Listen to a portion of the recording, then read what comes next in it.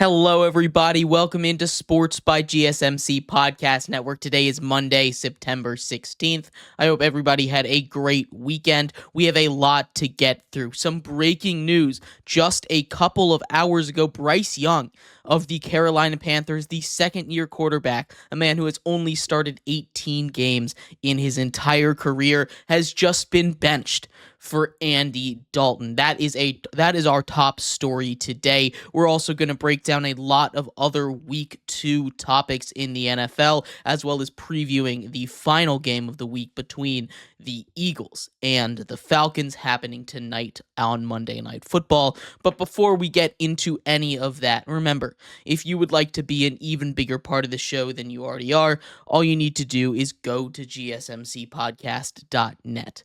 Or if you are on YouTube, you can use that super chat feature. If you do either of those two things, a message should pop up on the bottom of the screen for you, me, and everybody else around the world to see.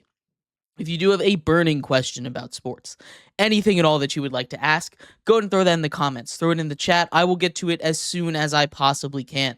I appreciate everybody so much for sticking around, talking some sports with me here on a beautiful Monday afternoon. But like I was saying, we're going to start off with the breaking news coming out of the NFL as Bryce Young has officially been benched. Not something I expected to see or talk about this year. I felt like a guy, Bryce Young, who was the number 1 overall pick just last year, would have a little bit of a longer leash. Now, I know this is his second head coach. Dave Canales comes in. He says after looking at all the tape, we found out that, or we think he doesn't give us the best chance to win. And while I do agree with him, while I do sit here and I say, yes, I think Bryce Young is not the answer, at least right now, on this Carolina team, Andy Dalton is 36 years old.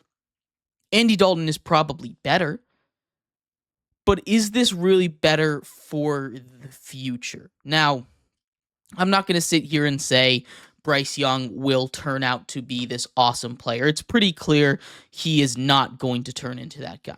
Bryce Young has consistently been inaccurate. We've seen lots and lots of issues with him in the pocket, not being able to see over the offensive line. And that's not to say short quarterbacks can't work in the NFL. We've seen short quarterbacks work in the NFL before. Hell, Kyler Murray is one of those guys who's being incredibly productive. We saw what he did just last week, cooking the Rams defense that looked very competent against a very good Lions team just a week ago. Kyler Murray is doing his thing. We've had Drew Brees do his thing. Russell Wilson, for a time, was able to do his thing, right? There are short quarterbacks in the NFL that have been able to work. Bryce Young is not one of them.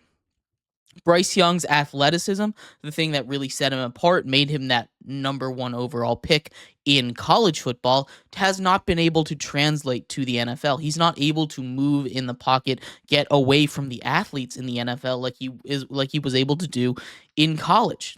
It's just not working for him. And I agree with Dave Canales' decision to bench him, but this is a guy that's only started 18 games in his career. And in those 18 games, he's played behind arguably the worst offensive line in all of football for all of them.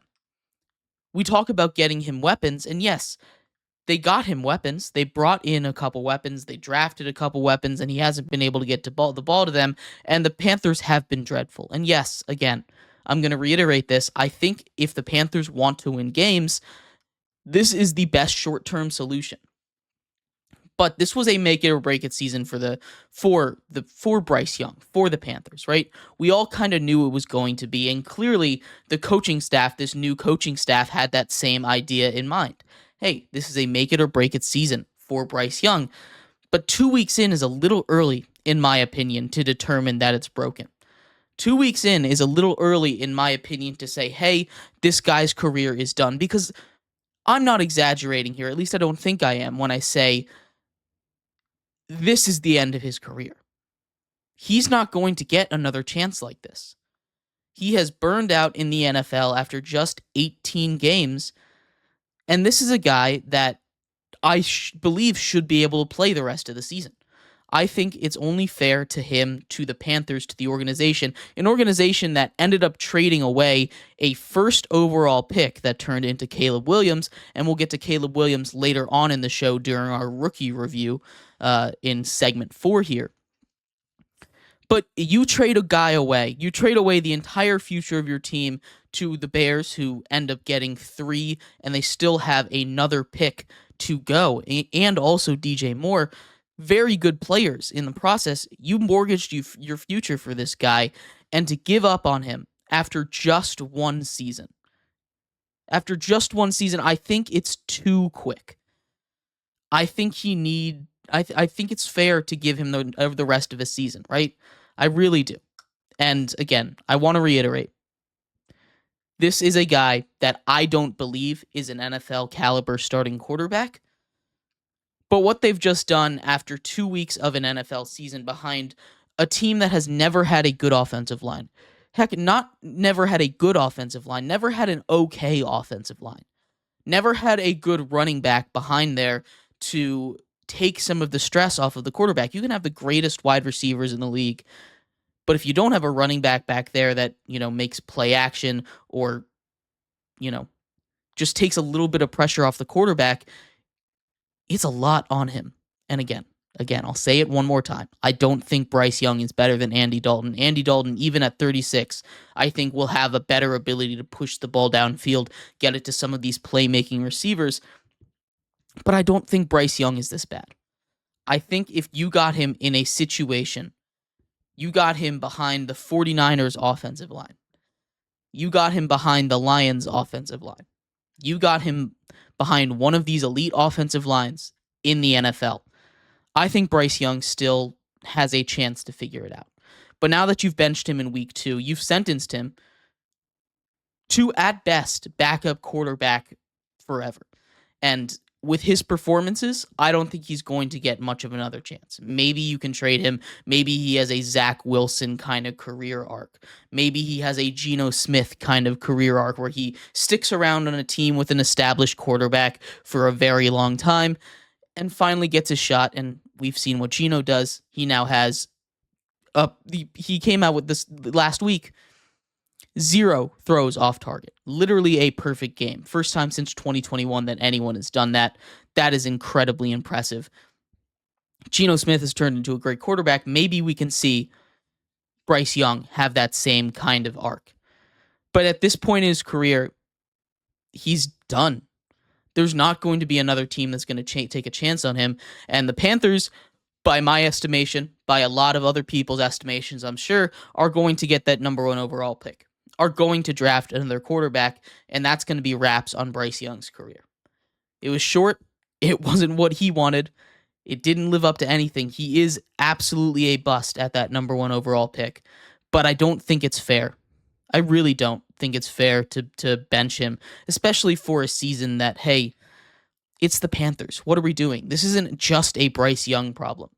I know Dave Canales and David Tepper, the owner, want to win. You look at the state of their stadium, they're barely drawing in 100 people at the game. The tickets are like $1 right now. It's kind of crazy how cheap it is to go to a Panthers game. But still, this is a team that even outside of Bryce Young isn't going to win that many games. Sure, Andy Dalton gives them a better chance to win. Maybe Andy Dalton gives them a chance to win against bad teams like the Giants, bad teams that they're going to play later on in the schedule in their own division. But when you look at their schedule, I mean, it's still not easy. They take on, the Bengals. They take on the Bears and their defense, the Raiders and their defense. I mean, there aren't too many cupcakes here. You get the Broncos. You get the Giants. You get, if you want to call the Raiders a cupcake. But this isn't a schedule that's going to be easy. You get the Eagles, the Cowboys, the Bucks twice. The Cardinals are a good team. The Saints twice. We'll talk about whether or not they're real in a second. But these aren't just teams that you can sit here and say, oh, they'll walk all over it if Andy Dalton's in. Maybe they'll put up more of a fight. Maybe they won't lose by 35 points. But that defense is awful. That defense is ridiculously bad. And no amount of changes at the quarterback position is going to make this team into a playoff contender. This is a dead season already in my mind for the Panthers. Only 11% of teams have ever made it to the playoffs from a 0-2 start. So their season is basically done. It just doesn't make a lot of sense for me to say, Bryce Young, you're done. We're giving up on you. We're throwing you to the side. Even if Andy Dalton does give them the best chance to win. I think you need to see if there's any chance that Bryce Young can be that Bryce Young can be even a viable backup for the future of this Panthers organization. And they apparently have decided that no matter what, he's not going to be that. But let me know what you think. I was completely surprised by this. I thought they would at least wait until halfway through the season. But I'm way off on this apparently. And maybe my opinion is a little bit is a little unpopular there, because I do think Andy Dalton gives them a chance to win. But still, the Panthers aren't going to win very many games with him. So this change just feels like you're throwing out Bryce Young already. Maybe that's the worst trade. Maybe that's up there now with one of the worst trades in NFL history. An absolute nothing for what turns into a bunch of first-round picks, a first overall pick that the Bears make into 4 or 5 good starters. But anyway, let me know what you think. We're going to take a quick break here. When we come back, we're going to continue to break down more Week 2 drama. In segment 2, we're going to take a look at the New Orleans Saints. The New Orleans Saints are a team that have scored over 40 points in both of their first 2 games. We'll talk about if that makes them real contenders after taking down the Cowboys, just dismantling them. So stick around for that. We'll be right back here on Sports by GSMC Podcast Network.